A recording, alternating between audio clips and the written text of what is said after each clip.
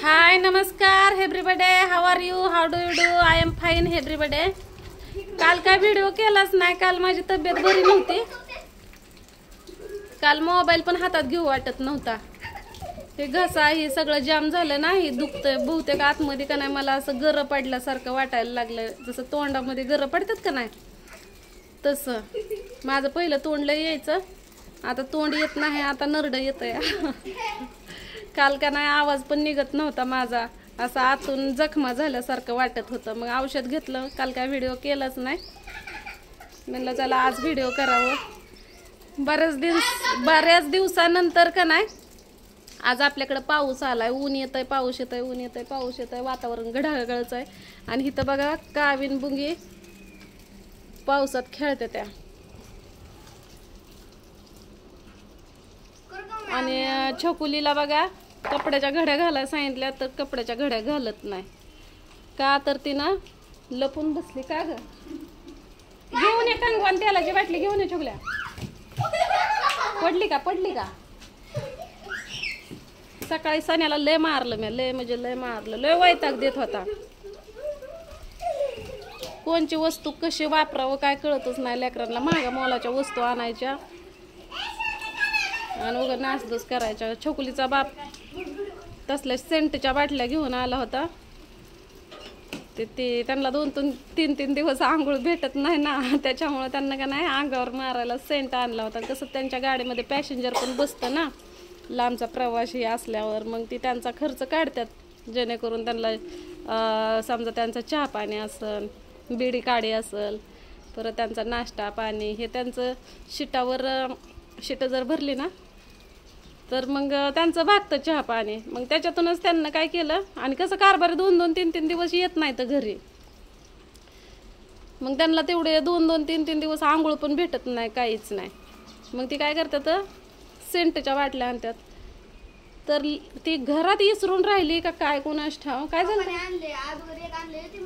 हां, मग शिल्लक राहिलेली लेकरांना देतात. मग नवीन 2 का 3 आणल्या होत्या, 3 आणल्या होत्या, नवीन 3 आणल्या होत्या, घरात ठेवल्या. आणि नाण्यानं आणि सण्यानं दोघानं कॅरी बॅगमध्ये वतल्या त्या सगळ्या, आणि त्याच्यात भरलं पाणी. मग सण्याला लय मारलं, कारण आपल्या लेकराला आपण मारू शकतो, तसं त्या लेकराला मारू शकत नाही ना, काय बोलू पण शकत नाही.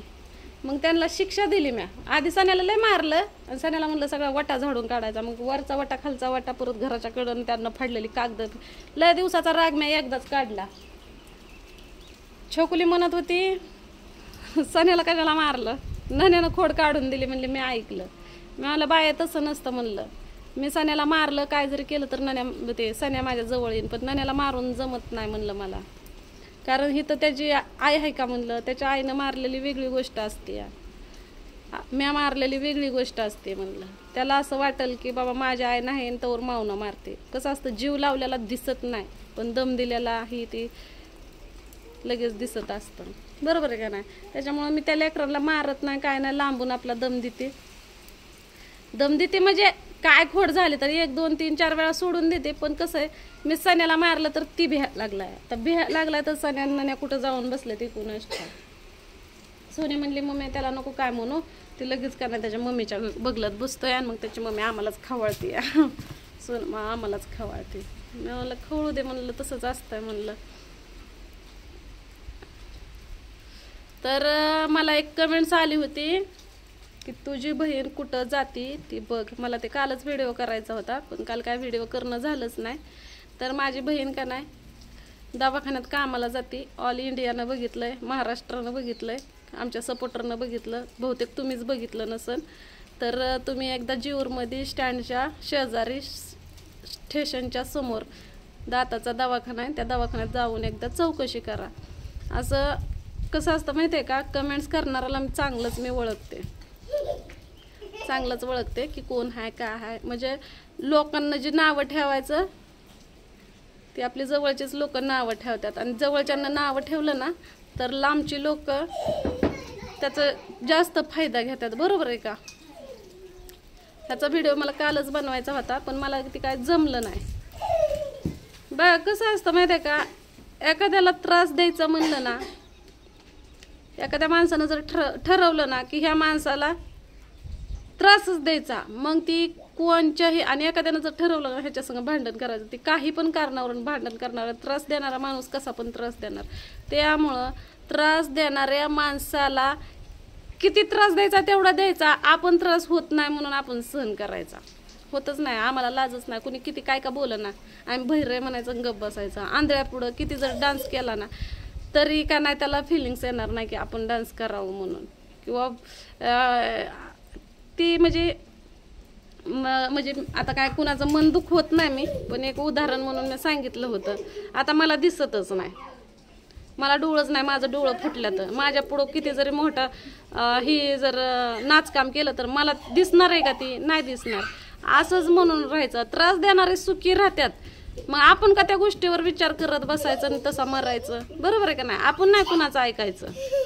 मी सोनीला तेच म्हणलं, टेन्शन घ्यायचं नाही, कुणाला काय म्हणायचं नाही, काय नाही. आपल्या पद्धतीनं आपल्याला जसं राहावं वाटतंय तसं राहायचं. ड्रेस घाल म्हणलं, साडी घाल, तुझ्या मनानं म्हणलं. जीवन एकदाच आहे, आनंदानं जगायचं. त्रास देणाऱ्याला सुद्धा वाटलं पाहिजे की आपण इतका त्रास दिला तरी ही एवढी खुश का आहे, असं वाटलं पाहिजे त्यांना. मस्त त्रास आपल्याला किती पण होऊ दे, पण आपण लय आनंदी असल्यासारखं दाखवायचं.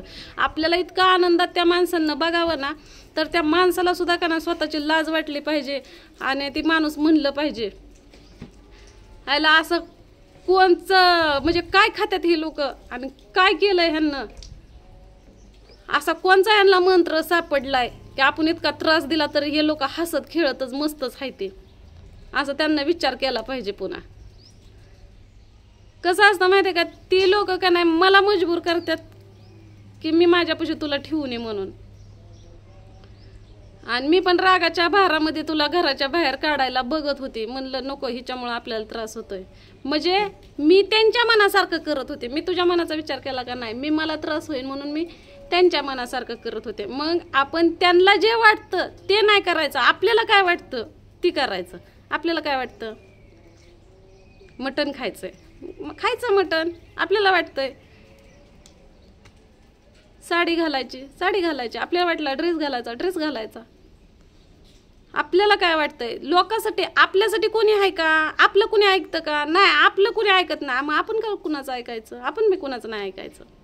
हां, चांगलं असलं तर ऐकायचं, पण वाईट असलं तर ऐकायचं नाही. जेणेकरून आपल्याला त्रास होईल आणि ती गोष्ट वाईट असेल, असलं ऐकायचं नाही. आणि त्याच माणसाचं ऐकायचं की जी माणूस आपल्याला चांगलं सांगतोय आणि खरंच ती चांगलं आहे का. पण आजकाल तसं नाही ना, माझं वाटुळं झालं तरी चालेल पण मी लोकांचंच ऐकणार, अशा माणसाचं कधी चांगलं होत नाही. म्हणजे तात्पुरतं होतं, पण वेळ आली ना लय म्हणजे लय बेकारी होती. त्यामुळं तशा माणसांना पण सावधच राहिलं पाहिजे. का माहिती आहे का, जोपर्यंत आपल्या खिशात मनी आहे ना तवर सगळी जग असतं. आता कसं आहे, गाणं म्हणलं असतं पण नको. आता माझा घसा दुखतोय, माझ्या नरड्यामध्ये काय तर माझ्या आवाजामध्ये पण तुम्हाला फरक वाटतच असेल, आहे का नाही? तर नका त्याच्या काय कमेंट्स करू. तुम्हाला जर कमेंट्स करायच्या असल्या, तुम्हाला जर आमच्या व्हिडिओमधून मीडियावर जर तुम्हाला काय बोलायचं असलं तर तुम्हाला माझं पण ॲड्रेस माहिती आहे. घरी या, बिनधास्त बोला. बरोबर आहे का नाही? एकट्याला जमत नसन, एकट्या माणसाला यायला तर 4 माणसं आणा चांगली समजूतदार, बसा, बोला. तुम्हाला काय बोलू वाटतंय तेवढं बोला. बरोबर आहे का नाही?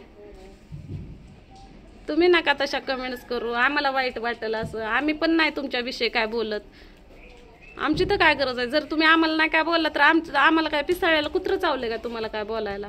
तुम्ही पण नका आम्हाला बोलू, आम्ही पण नाही तुम्हाला बोलत, आहे का ना ग? आमच्या कावीला पटलं बघा, बुंगीला सुद्धा पटलं. काय करते का छोकली त्या ह्याच्या महाग इकडे छोकल्या तेलाची बाटली घेऊन, तिला येईन तेल म्हणलं की लय कसं तरी वाटतंय तेल लावायचं म्हणलं की.